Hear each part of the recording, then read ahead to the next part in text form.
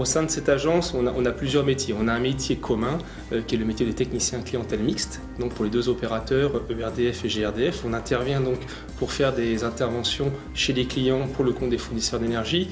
Et en fonction des sites et en fonction de leur localité, on réalise ou pas des interventions d'astreinte. On ne la fait pas partout, on l'a fait où GRDF réseau n'est pas présent. C'est mettre hors danger une urgence gaz, une odeur de gaz, un incendie. Et ce sont des compétences qu'on acquiert.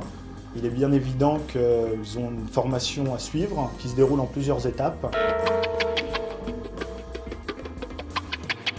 C'est une formation lourde. Donc quelqu'un qui arrive, un nouvel arrivant qui arrive sur la zone de Gex ou sur un autre site où on monte l'astreinte, c'est une formation de 15 mois. Donc il faut les aider à digérer cette formation, les accompagner beaucoup sur le terrain, les rassurer. Alors la sécurité gaz, c'est un métier spécifique, c'est un stage spécifique et le stage s'est déroulé à Paris, à Gennevilliers. Et donc il y a plusieurs sessions de stage. Ils sont suivis tout au long de cette formation et j'irai même après. Il y a des échanges et des suivis réguliers qui se font, qui se répètent d'année en année. Quand on rentre de formation, par exemple, tout de suite on va faire le débriefing entre guillemets de la formation et ils nous demandent comment ça s'est passé, si tout va bien. La protection, c'est le maître mot pour donc se protéger ainsi que protéger les tiers pour éviter les risques. Le besoin de coopération est très très fort avec les professionnels de l'activité et la spécificité de cette activité, c'est qu'on intervient dans le cadre d'urgence. Niveau communication avec le chef d'exploitation, je l'ai vu au plus près puisque le technicien revenait au camion à chaque fois pour passer les coups de fil. Donc il y a vraiment une très très bonne communication. Sur une intervention, je suis la seule personne physique du groupe à être sur place.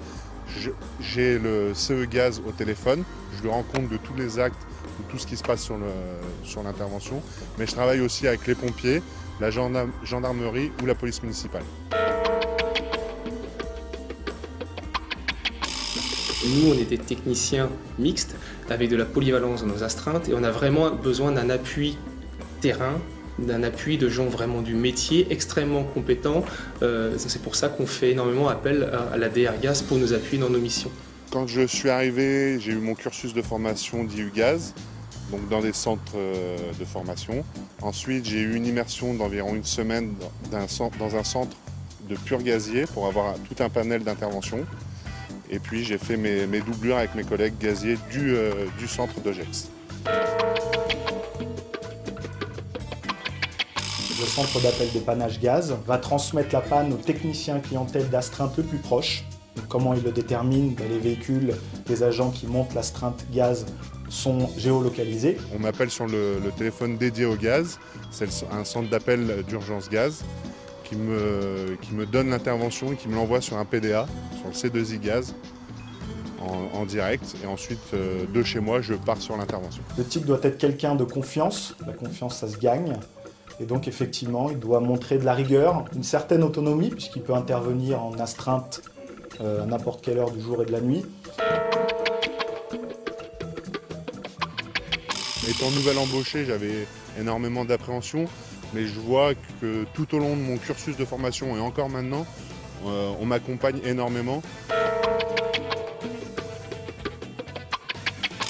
Alors, je distingue deux formations. La formation initiale, qui est une formation lourde, et l'autre formation qui est la partie recyclage. Alors, les formations que nous assurons pour l'UCF se mettent en place à la suite du besoin de porter les évolutions des fonctionnements des réseaux, des procédures, des méthodes, des évolutions de zones d'intervention et en même temps des retours d'expérience liés aux événements qui se produisent sur le terrain. La formation se passe sur une journée, on effectue une première partie en salle dans laquelle on présente effectivement les évolutions, la réglementation, les nouvelles notes, les procédures, on recueille les questions et on essaie d'apporter toutes les réponses dans l'immédiat.